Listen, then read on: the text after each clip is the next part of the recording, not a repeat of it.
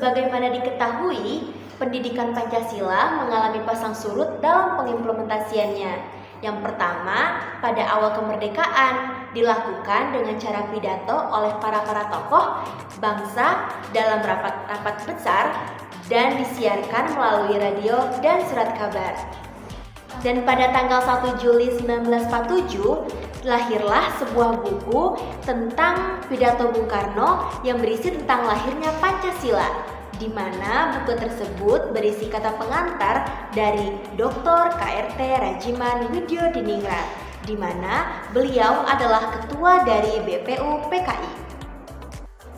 Lalu pada tanggal 5 Juli tahun 1959, tepatnya setelah dekret presiden, terjadilah perubahan yang signifikan dalam metode pembudayaan pendidikan Pancasila. Dan pada tahun 1960 diterbitkan sebuah buku yang berjudul di mana buku tersebut diterbitkan dengan maksud untuk membentuk manusia Indonesia baru yang patriotik melalui pendidikan. Dan pada tahun 1961 diterbitkan pula buku yang berjudul di mana penerbitnya yaitu CV2R dan dibubuhi kata pengantar dari Presiden Republik Indonesia. Tetapi bedanya, buku ini lebih ditujukan kepada masyarakat umum dan aparatur negara. Tak lama dari ketetapan MPR RI tentang pedoman penghayatan dan pengamalan Pancasila, lalu P4 tersebut menjadi salah satu sumber materi pokok dalam pendidikan Pancasila dan diperkuat lagi dengan TAP MPR RI. Dalam rangka untuk menyempurnakan pendidikan Pancasila di perguruan tinggi, Dirjen Dikti mengeluarkan SK sebagai berikut.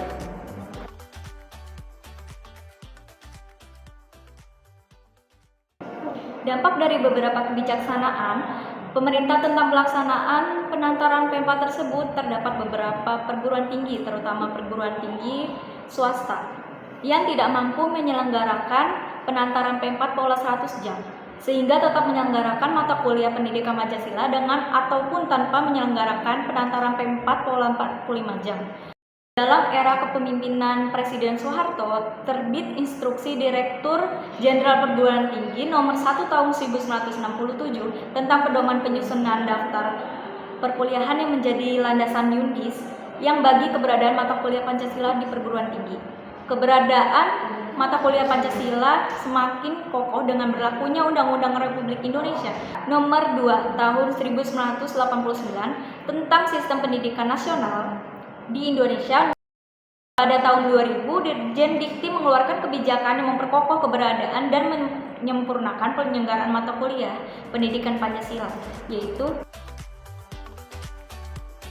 dalam undang-undang tersebut, pendidikan Pancasila tidak disebut sebagai mata kuliah wajib di perguruan tinggi, sehingga beberapa universitas membangunnya dalam materi pendidikan kewarganegaraan. Hasil survei Direktorat Pendidikan Tinggi 2004 yang dilaksanakan di 81 perguruan tinggi negeri menunjukkan kondisi memprihatinkan, yaitu Pancasila tidak lagi tercantum dalam kurikulum mayoritas perguruan tinggi. Dalam rangka mengatasi kembali pembudayaan nilai-nilai Pancasila kepada generasi penerus bangsa melalui pendidikan tinggi, pecinta negara proklamasi, baik elemen masyarakat, pendidikan tinggi maupun instansi pemerintah, melakukan berbagai langkah, antara lain menggalakkan seminar-seminar yang membahas tentang pentingnya membudayakan Pancasila melalui pendidikan, khususnya dalam hal ini melalui pendidikan tinggi. Penguatan keberadaan mata kuliah Pancasila di perguruan tinggi ditegaskan pada Pasal 30 JO, Pasal 2 Undang-Undang Republik Indonesia Nomor 12 Tahun 2012 tentang Pendidikan Tinggi, yang menetapkan ketentuan bahwa mata kuliah pendidikan Pancasila wajib dimuat dalam kurikulum perguruan tinggi, yaitu sebagai berikut. Yang pertama ada Pasal 2, menyebutkan bahwa pendidikan tinggi berdasarkan Pancasila, Undang-Undang Dasar Negara Republik Indonesia tahun 1945, Negara Kesatuan Republik Indonesia, dan Bhinneka Tunggal Ika. Yang kedua, Pasal 35 ayat 3 menentukan bahwa kurikulum pendidikan tinggi wajib memuat mata kuliah Pancasila, Kewarganegaraan, dan Bahasa Indonesia. Tantangan pendidikan Pancasila. Tantangannya ialah menentukan objek dan format agar mata kuliah pendidikan Pancasila dapat diselenggarakan di program studi dengan menarik dan efektif.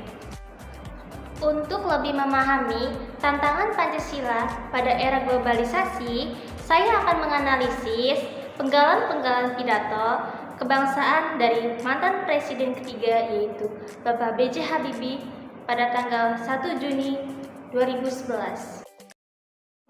Pancasila semakin jarang diucapkan, dikutip, dan dibahas baik dalam konteks kehidupan, ketatanegaraan, kebangsaan, maupun kemasyarakatan.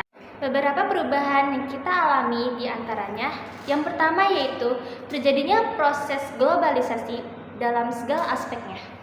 Yang kedua, perkembangan gagasan hak asasi manusia, HAM, yang tidak diimbangi dengan kewajiban asasi manusia, KAM.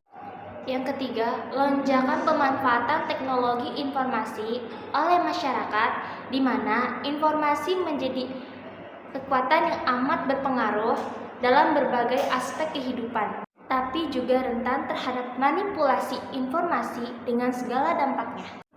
Kedua, terjadinya euforia reformasi sebagai akibat dari traumatisnya masyarakat terhadap penyalahgunaan kekuasaan di masa lalu yang mengatasnamakan Pancasila. Inti dari pidato tersebut, Megawati menekankan perlunya mengembalikan GBHN sebagai garis-garis besar haluan negara. Megawati kemudian memaparkan bagaimana sistem demokrasi yang dikembangkan di Indonesia. Demokrasi ala Indonesia tersebut dikatakan jauh lebih maju daripada pemikiran John Locke dan Montesquieu sekalipun. Dan inti dari pidato SBY pada tanggal 1 Juni 2011 menekankan pentingnya revitalisasi Pancasila sebagai dasar dan ideologi negara. Hal ini penting agar rakyat Indonesia tak hanya memahami, tetapi juga mengamalkan nilai-nilai yang terdapat dalam Pancasila.